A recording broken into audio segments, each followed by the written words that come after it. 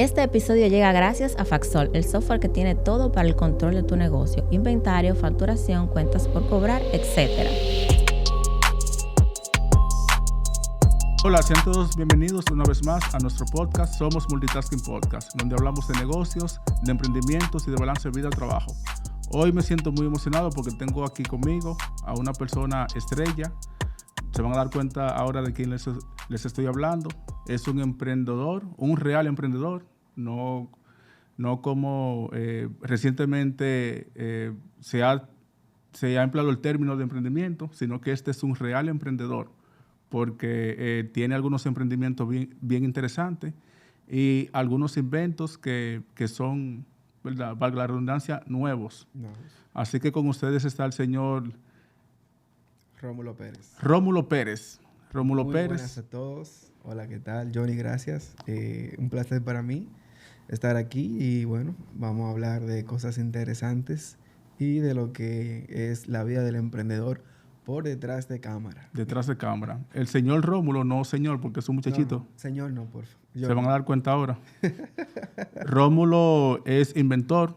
Se van a dar cuenta ahora de lo que le hablo. Es ingeniero mecatrónico de la Universidad de INTEC. Y vamos a conocer un poquito de él el día de hoy. ¿Qué tal, Rómulo? ¿Cómo te sientes? Bueno, muy feliz. Muy feliz. Estoy aquí contigo. Excelente. Cuéntanos un poco de ti. ¿Qué tal la universidad? ¿Cómo diste con esto de emprender? ¿Cómo te convertiste en un inventor? ¿Qué proyectos tienes? ¿Qué has hecho? Claro. Vamos desde el inicio, ¿verdad? Claro. Mira, yo soy un joven típico del barrio, vamos a decir. Crecí humilde, no crecí en cuna de oro. Y poco a poco en mis padres fui viendo cómo el trabajo daba sus frutos. Siempre he sido muy amante de la familia, de estar junto con mis seres queridos. Es lo que más aprecio de todo y casi siempre he tratado de esforzarme al máximo para poder tener mejores momentos con ellos y pasar mi mayor parte del tiempo feliz con ellos, porque al final, para mí esto es como lo importante. Mi padre, mi madre, mis hermanos, ahora tengo una esposa. Los perritos que tengo también, adoro los perros, son una cosa muy sentimental para mí. Y crecí en un ambiente donde ahí siempre con los abuelos de ambas familias. Mi papá siempre estuvo trabajando, pues es médico y muchas veces estuvo de servicio, tuvo que hacer 2 especialidades. Mi madre joven también estudiando para echar la familia para adelante. Entonces uno de joven va cogiendo como esos ejemplos de que hay que fajarse para ganarse la cosa, de que no es fácil. Y siempre que tú ves ese esfuerzo que hacen tus padres, tú quieres aportar, pero muy jovencito se te hace difícil. Uh-huh. Porque todavía tienes que cumplir tu ciclo educativo, basándonos de que para estas fechas yo estaba en colegio. Viendo eso, comencé a aprender habilidades del hogar, cómo reparar cosas, que mi papá no tenga que llamar a un técnico. Si se dañaba la electricidad, cómo yo podía apoyar para que mi papá no tenga que gastar esos 5,000 pesos en que hoy una gente ha pegado cable. Si se dañaba un abanico, si había que hacer un tipo de remodelación, porque en mi casa llegué a este punto de que con ese afán de ir aprendiendo cosas para ayudar, aprendí plomería, aprendí electricidad, aprendí diseño estructural de casas.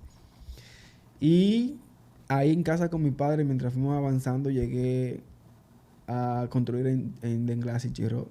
Llegué a colocar paneles solares, a hacer tuberías de la casa completa, montar bombas del agua, digamos, de la casa, ¿verdad?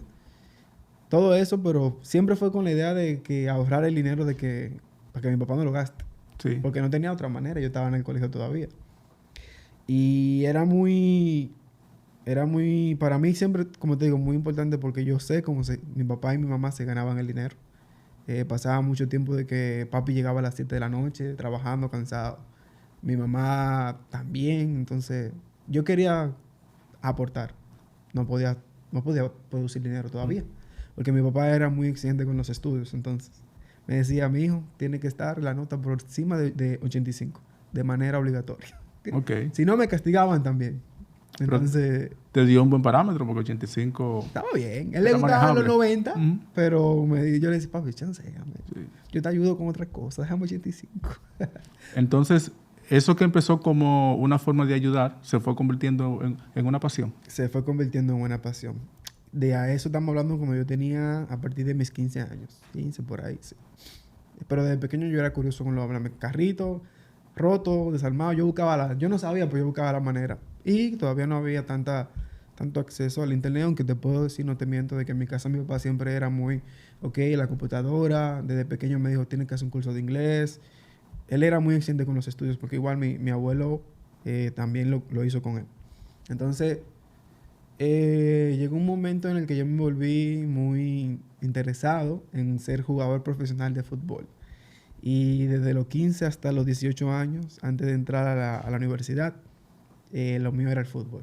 O sea, yo sabía todo esto. Yo hacía mis tasks de la casa, de arreglar cosas, de aportar. Yo los hacía, pero me pasaba...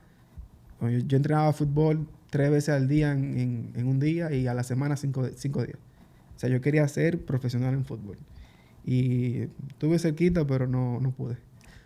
Entonces, llegó el momento, estando en el colegio, de que me tocaba decidir qué iba a estudiar, pero no sabía. O sea, era ya saliendo del colegio, graduándome, y yo decía que no sabía. Hasta que en un día, las universidades mandan, tú sabes, a personas a presentar sus carreras a los colegios. Yo estudié en el Colegio Claret. Y bueno, presentan ingeniería mecatrónica. Y yo, ¿qué es eso? Eléctrica, mecánico, pero yo no me convencía porque yo quería algo, como era muy bueno mecánicamente, o sea, con las manos, conocía electricidad y me gustaba la programación y robótica. Yo quería algo como que conglomerara todo eso para poder explotar pues mi potencial. Eso era lo que yo pensaba. Siempre yo fui muy autocrítico conmigo mismo también. Entonces ahí, cuando yo digo, ¿qué es mecatrónica? Investigué, indagué, dije mecánica, electrónica, eléctrica y programación. Eso es lo mío. Ya, yo voy a estudiar mecatrónica. ¿Estás seguro? Sí, eso. Bueno, ¿qué pasó? Ok, me gradué del colegio creo que fue en agosto, por ahí. Y yo le pedí a mi papá que me dé la oportunidad de intentar ser profesional en fútbol. Yo le dije, dame hasta febrero, que era la fecha, bueno, la próxima fecha para inscribirse en Intec. Si tú no consigues nada de aquí a febrero, suelta eso. Ok. Bueno, faja y faja. Nada, no conseguí. Empecé la universidad. Por eso empecé la universidad bajo. O sea, como fue un golpe para mí dejar todo el fútbol y dedicarme nada más pues, a la universidad. Y para el primer ciclo de la universidad, que es el ciclo básico, donde te comienzan con física, química, matemática, yo estaba flojo. Ahí fue difícil para mí como que aplomarme. Hasta cierto punto que yo soy un estudiante que yo retiré nada más de 10 materias.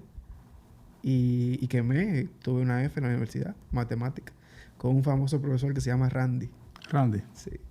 Pero realmente todo eso me sirvió. Todo eso me sirvió.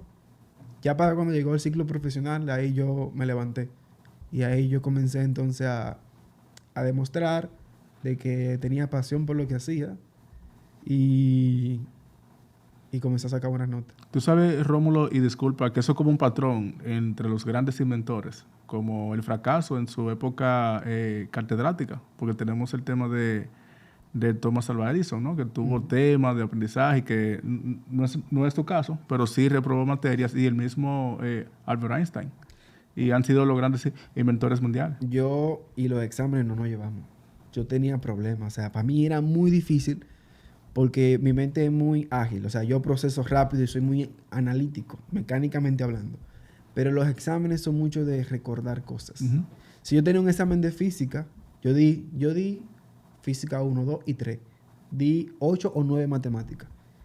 Y casi siempre te exigían que tú recuerdes la fórmula. Sí. Y eso no...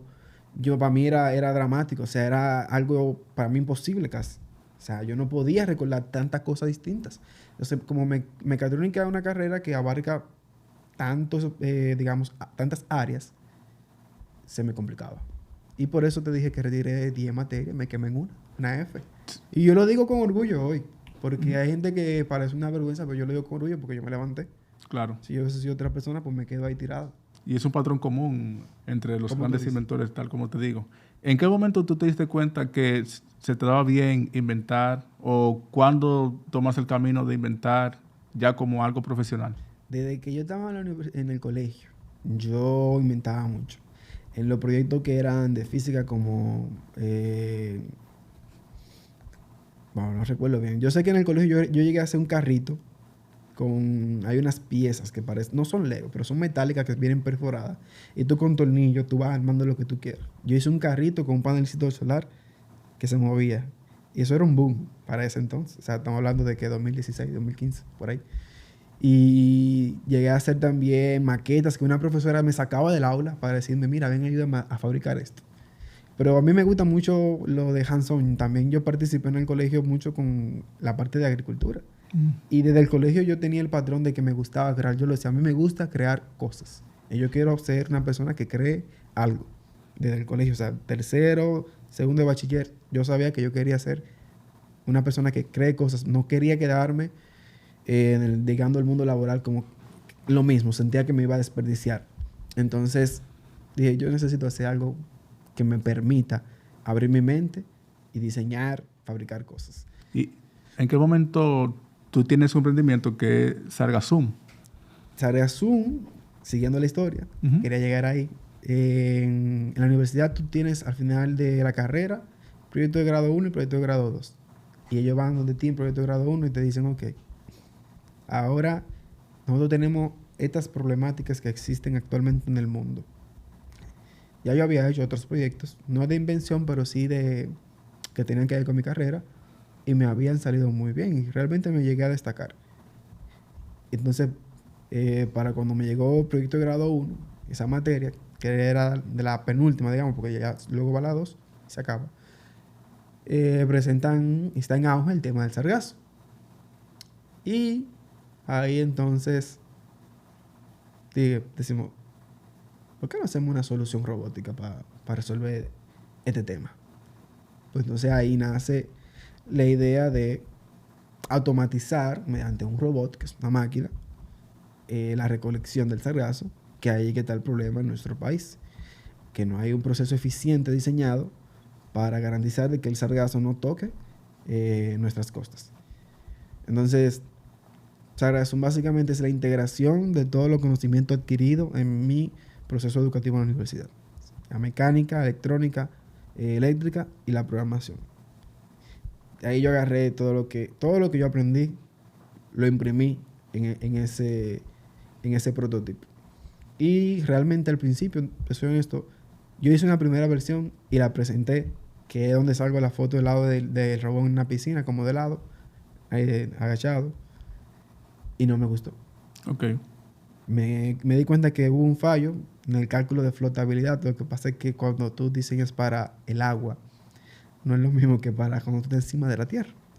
Y hay muchos más factores que tomar en cuenta para tú tener algo que funcione. ¿Y qué pasó? Que había una mala distribución de pesos en la máquina.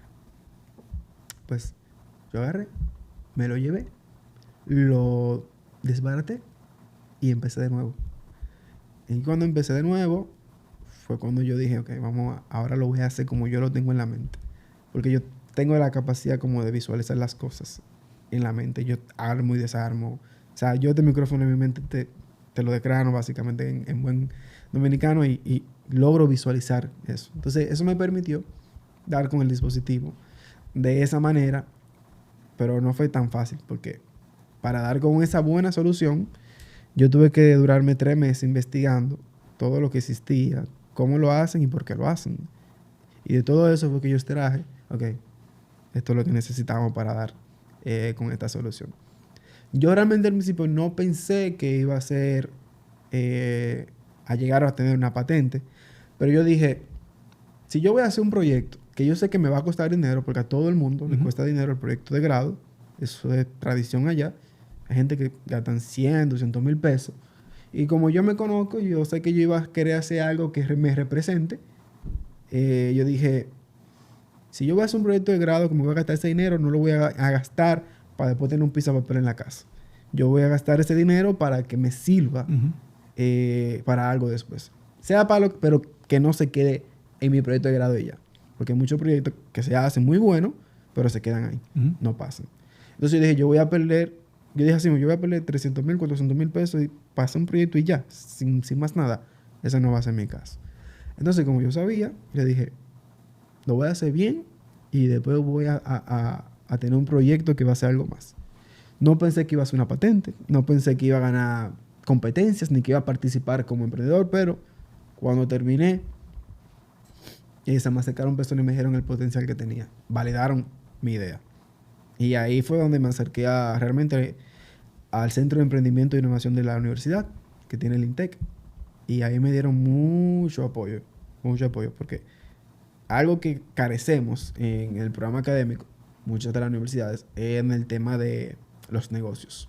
O sea, a mí me educaron para mecatrónica, Sí. pero la parte de negocio no está. O sea, está muy débil. Que eso te iba a preguntar también, que cómo tú logras hacer un invento y ya te veo en las redes que hay un proceso de comercialización. Exacto. Ahí, o sea, cuando yo me graduó, yo no tenía conocimiento de cómo podía hacer negocio con eso.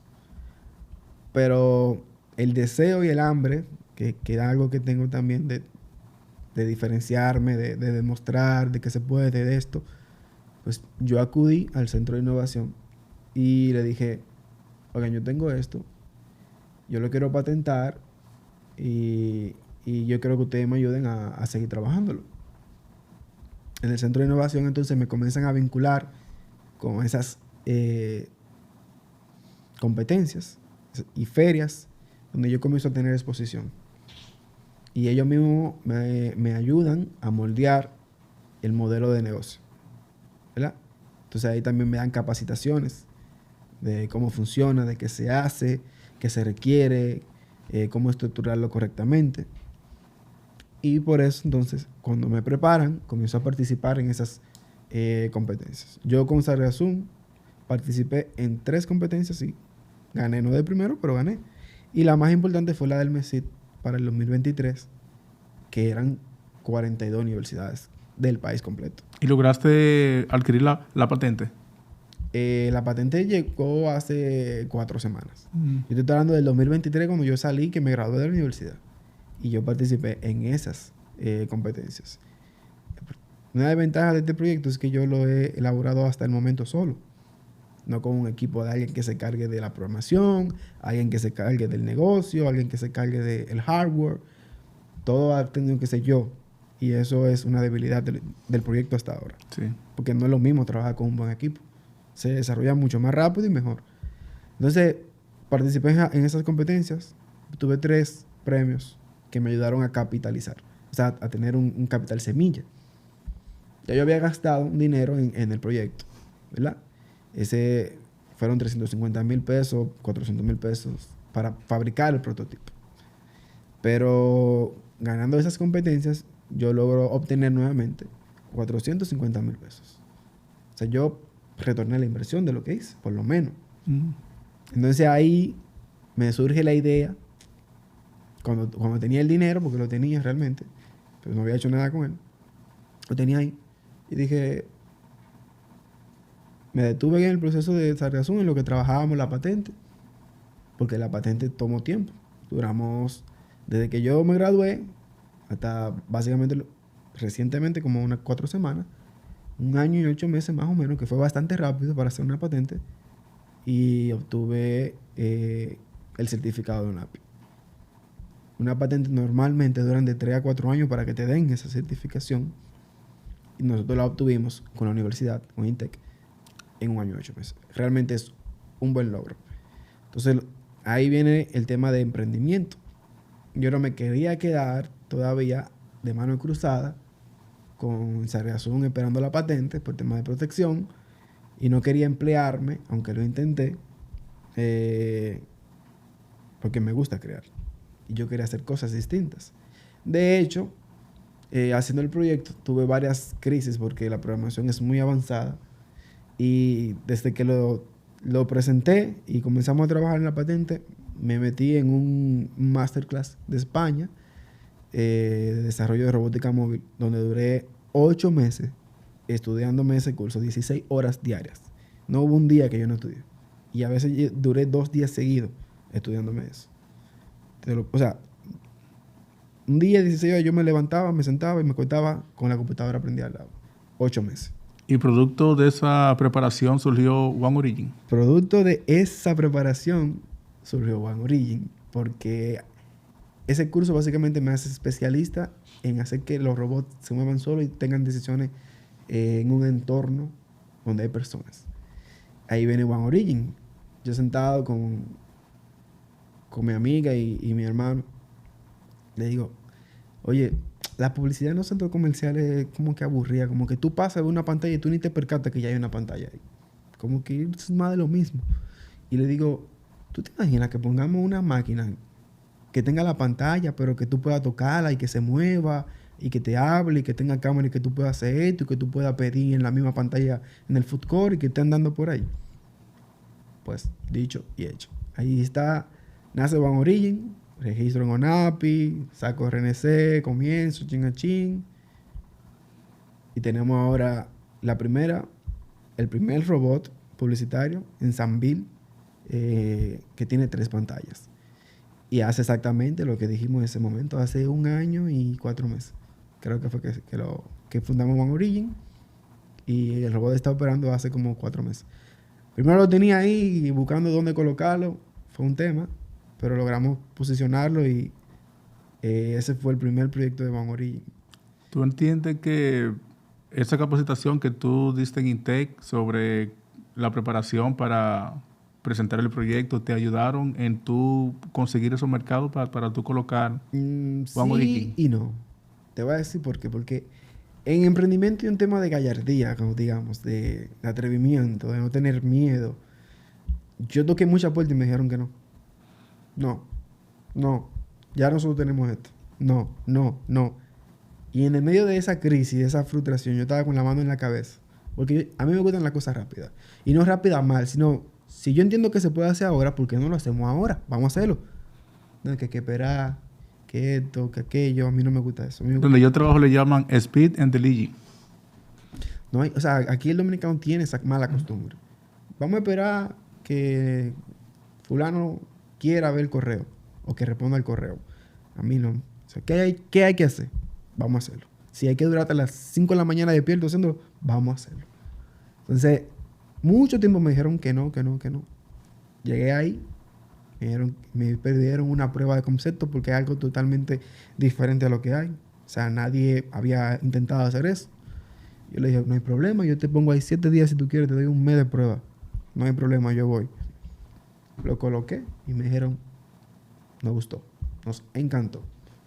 Y ahí yo te diría que para aquel que está emprendiendo es más de atrevimiento, de llamar, de aceptar el no, de no derrumbarte por eso, de saber levantar la cabeza, porque a veces, te lo digo, o sea, me decían que no, yo decía, wow, fracasé.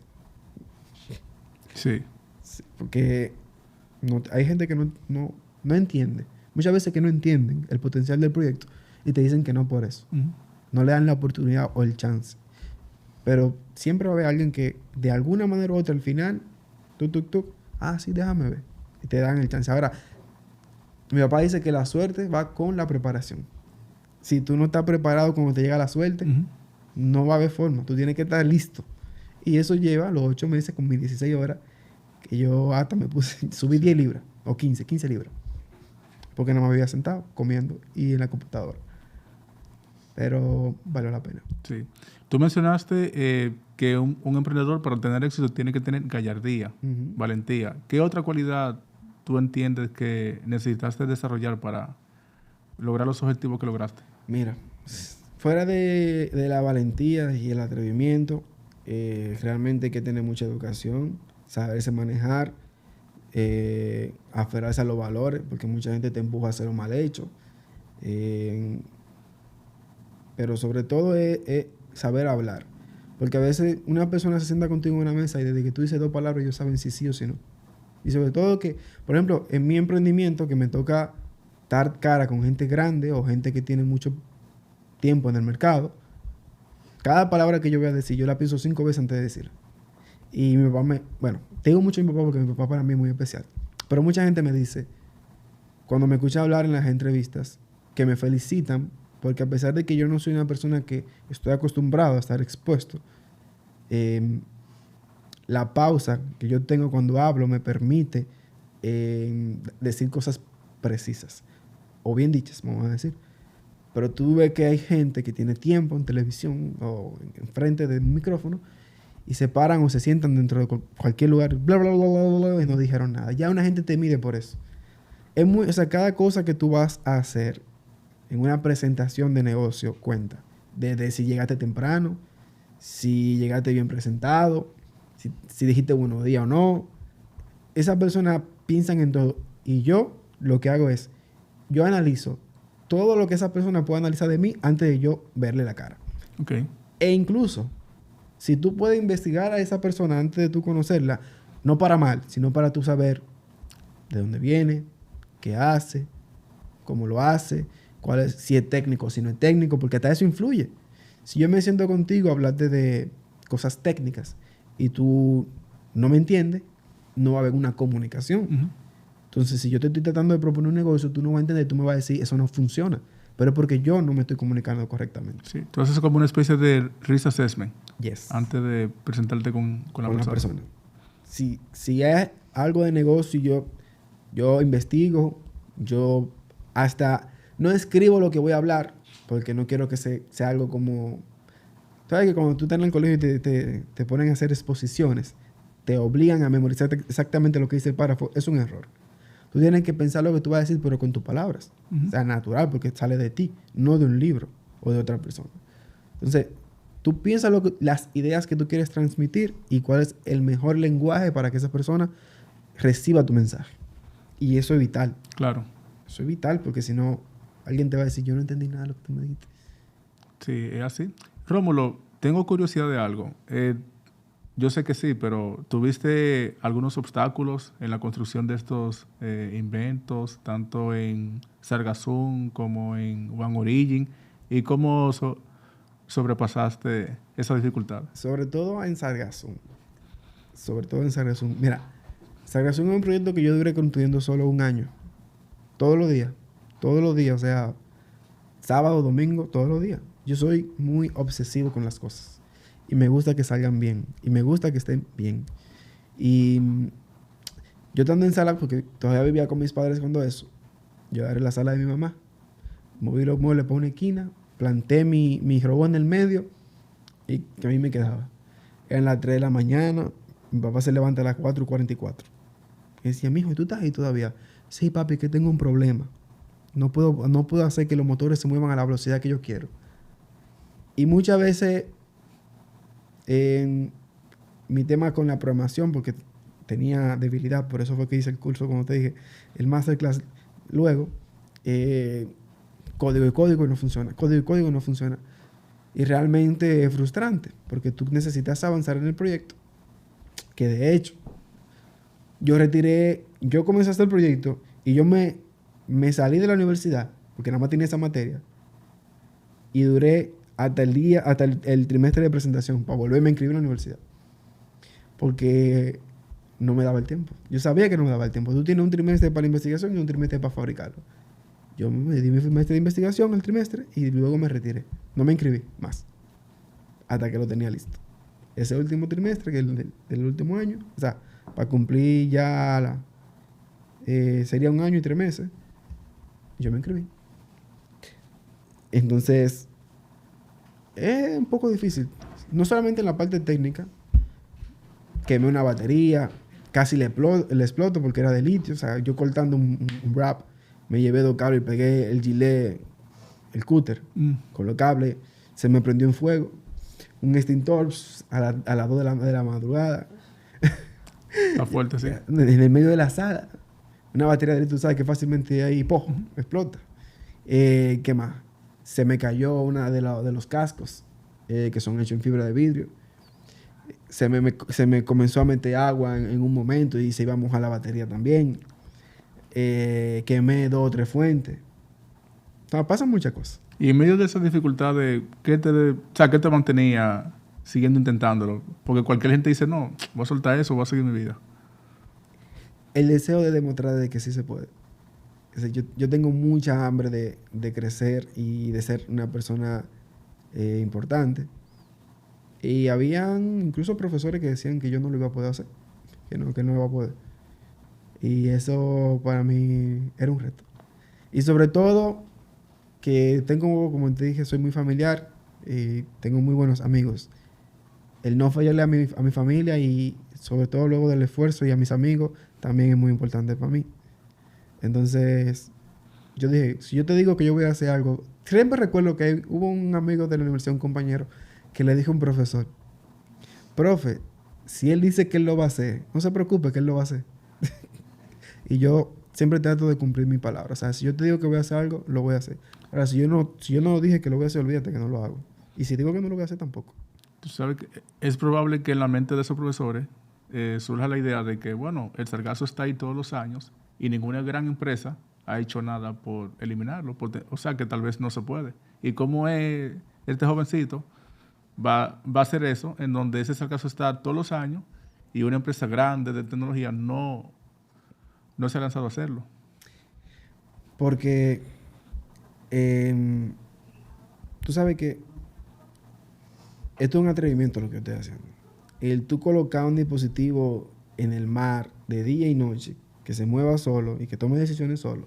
O sea, tú colocarlo en una sala o en un mall es un reto. Uh-huh. En ruedas. Imagínate en el agua. Entonces, tú planteas esa idea y convencer a la persona de esa idea, solamente eso es un reto. Y de hecho, entonces, yo logré convencer a las personas, pasar la materia y hacer funcionar el prototipo. Yo tengo mi idea válida. Entonces, sacar una patente de eso, que ya no quedan como excusas. Y no he ido más lejos por tema de inversión, porque todavía no he dado con el clavo el correcto.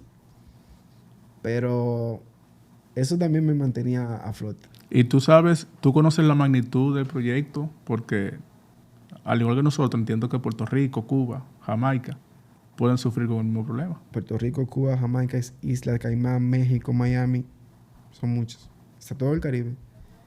Todo el Caribe, América Latina y de esa parte sufre eso. O sea, que potencialmente en un futuro haya mercado ahí, ¿no? Es un proyecto enorme. Y el mercado también es grande. Sobre todo porque no solamente está el tema de recolectarlo, que ya por eso las empresas te pagan un servicio, Uh-huh. sino que tú puedes convertir ese gas en un producto. Tú puedes hacer fertilizantes, procesas de hacer gas, haces el fertilizante, lo metes en una bolsa, lo vendes. Y es una economía circular. O puedes exportarlo, enviarlo a Europa. Allá están estas famosas industrias que lo utilizan para hacer cosméticos, Uh-huh. otro para hacer fármacos. Y también es un beneficio. Entonces, el sargazo ahora mismo es un problema, pero al mismo tiempo es una oportunidad para el que dé con la solución correcta. Sí. Tú sabes que dicen que todo problema para alguien, para otra persona es una oportunidad. ¿De qué manera tú entiendes que prepararte para negocios te va a ayudar en el futuro? Porque tú estás capacitado excelente de manera técnica. Te has preparado poco a poco en la parte de negocio, pero ¿piensas seguir preparándote en negocios o vas a seguir enfocándote en la parte técnica? No. Mira, y eso es algo que ojalá que lo vea todo el mundo.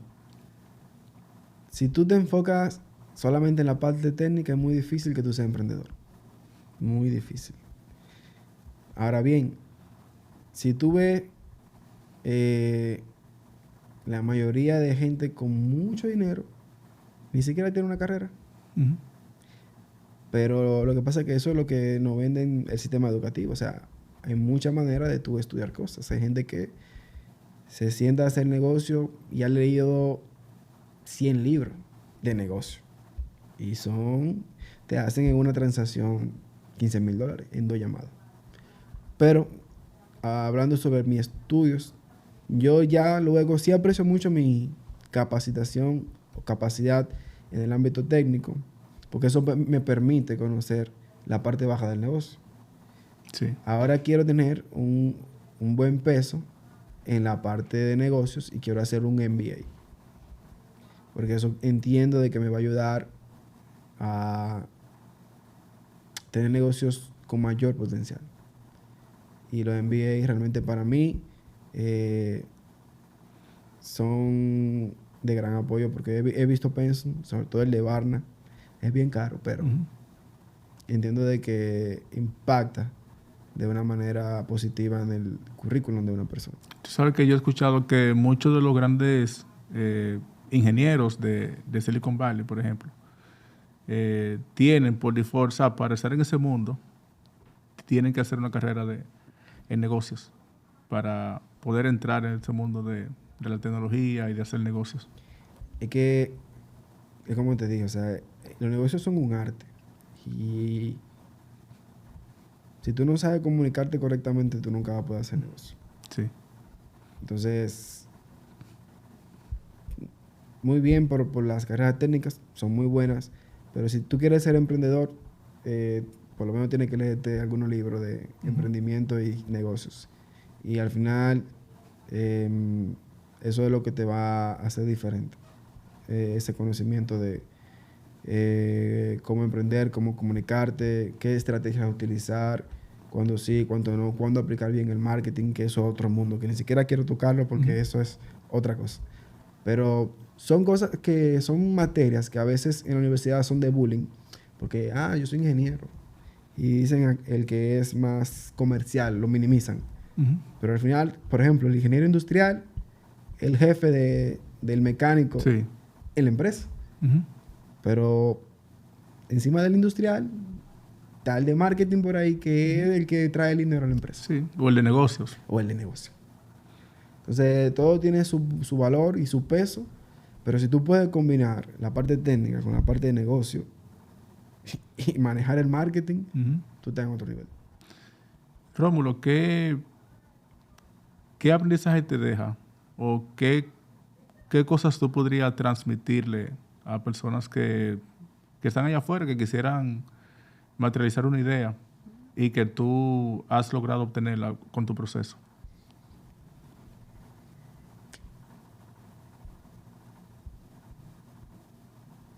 Tú sabes que hay personas que tienen distintas situaciones, que es una realidad. Pero no importa el tamaño o la capacidad económica que tú tengas en el momento, empieza con algo. Siempre yo le digo a un amigo que tiene un proyecto muy bonito, le digo, empieza, lánzate. Porque a veces por no empezar nunca lo hacemos y nunca comenzamos con nada.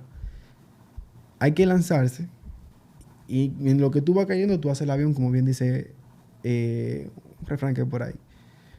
Porque que a veces tenemos miedo de hacer cosas y el miedo no nos deja seguir avanzando. Y yo, en lo personal, le diría, atraviesa el miedo y después tú averigua. Nunca vayan por lo mal hecho, obviamente. Pero si a alguien te da miedo tener presentaciones, coge 5 presentaciones de maldad para obligarte a vencer ese miedo. Y hasta que tú no venzas ese miedo, tú no vas a poder seguir avanzando. Porque la vida tiene sus reglas y si tú no cumples con eso, es muy difícil. Al igual como cuando tú haces lo bueno, te devuelve lo bueno. Si tú haces lo malo, te devuelve lo malo. Esa regla no falla.